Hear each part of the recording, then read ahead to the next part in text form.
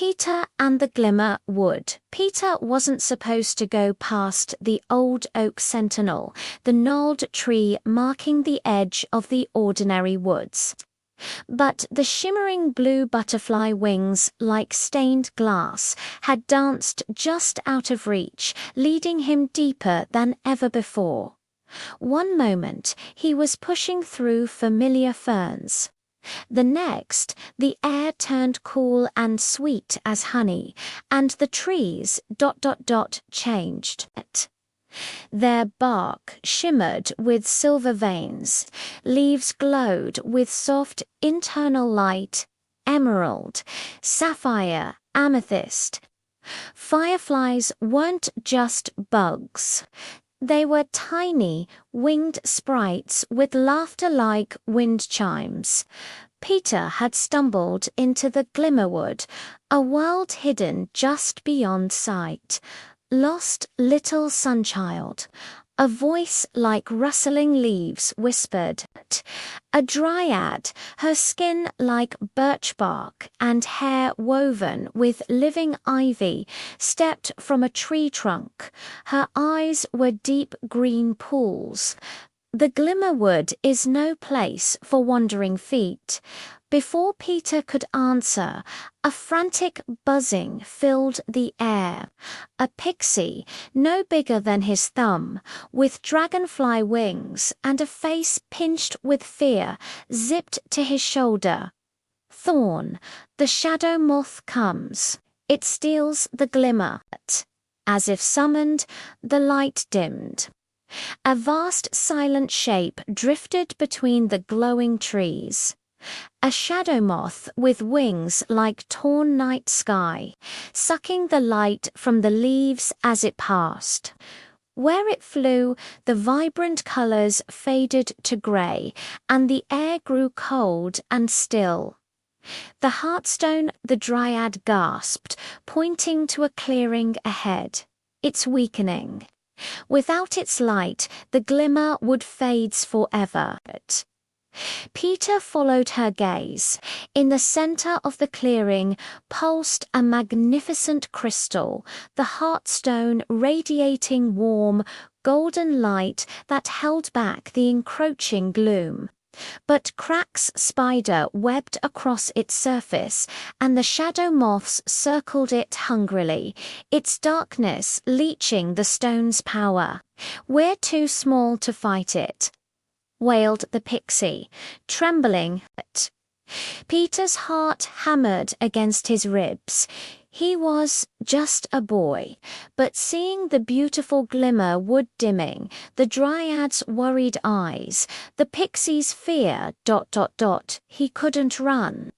He remembered the smooth, warm river stone in his pocket, his lucky stone. The heartstone needs light. Peter yelled over the growing chill, "Real light, not shadow."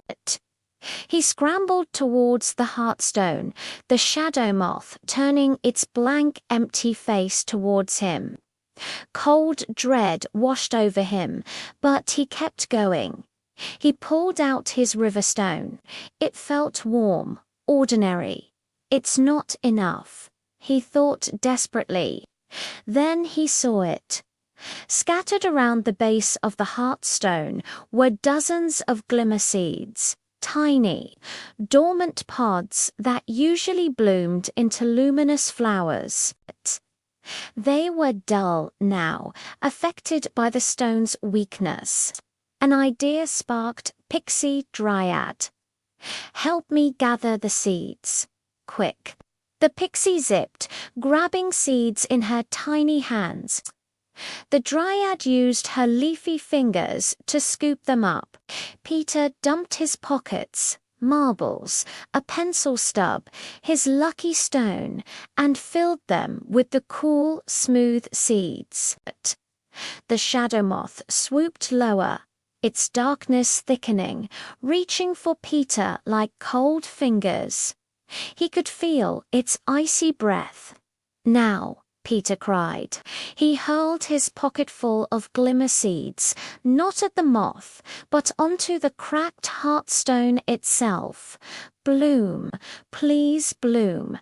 For a terrifying second, nothing happened. The shadow moth loomed.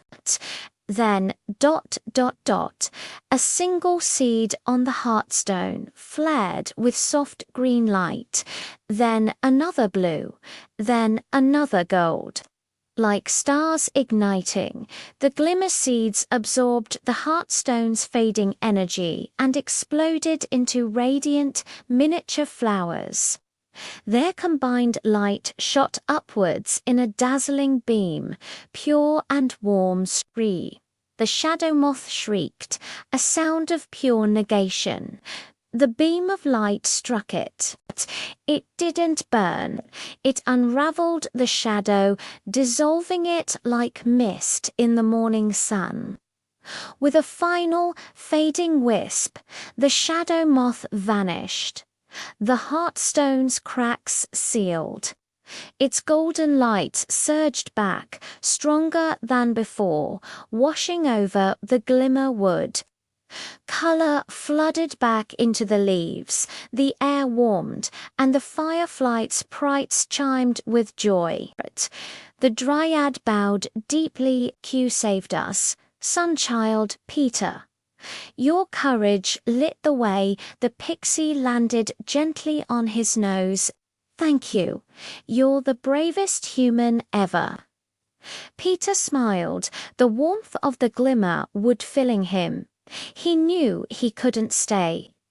As he turned to leave, the dryad pressed a single glowing glimmer seed into his hand. "So you never forget the magic hidden just beyond the ordinary." Walking back through the old oak sentinel, the ordinary woods seemed brighter, fuller of secrets. Peter clutched the warm seed in his pocket, a tiny sun against his skin. He hadn't just found a magical world. He'd learned that even the smallest light, sparked by courage, could banish the deepest shadow. And somewhere, just out of sight, the glimmer would hummed with life, waiting for his next visit.